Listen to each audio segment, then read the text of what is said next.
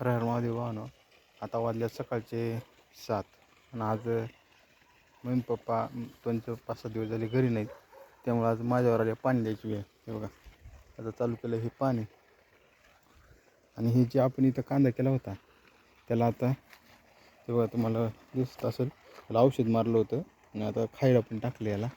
पण हेच कळत नाही कांद्यात गवत आहे का गवतात कांदा आहे. एवढं गवत आलं, औषध मारलं तरी पण काही गवत जळलं नाही. इकडं तरी बरं आहे, थोडंफार जळले. तिकडे जे बघितलं ना तुम्ही हे बघा गवत काही जळलंच नाही एवढं.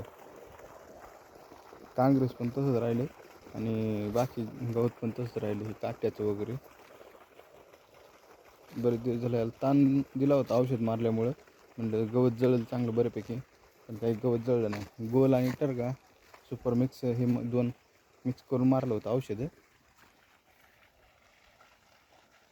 आता ह्याला टाकले खायला, कारण भळ्या पडल्या आता बऱ्यापैकी. म्हणजे ताण बसला होता कांद्याला.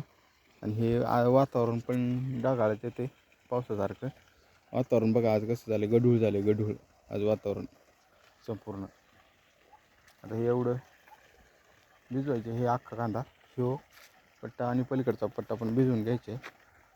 आता की काय माहिती हे ह्या पातवनाचा कांदा टाकला आपण इथं आणि ह्याला 3 महिने लागतात असं सांगितलेलं.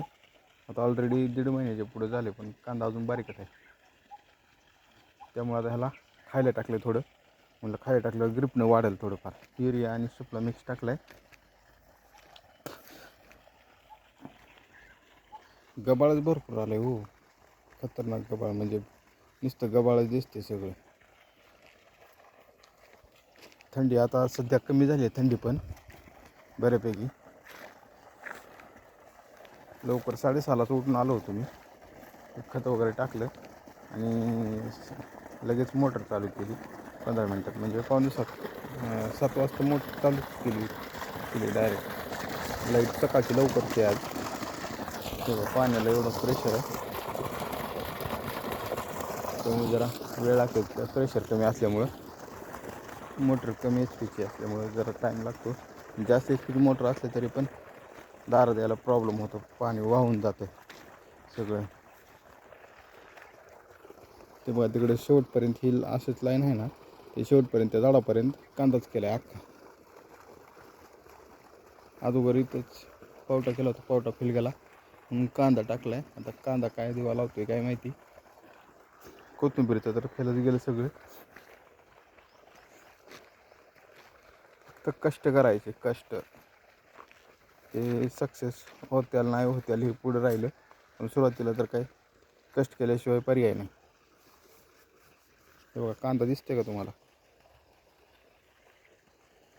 हे बघा हे कांदा आहे बारीक बारीक.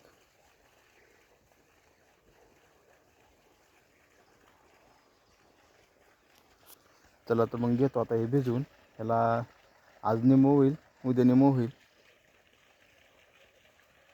ठीक आहे मग.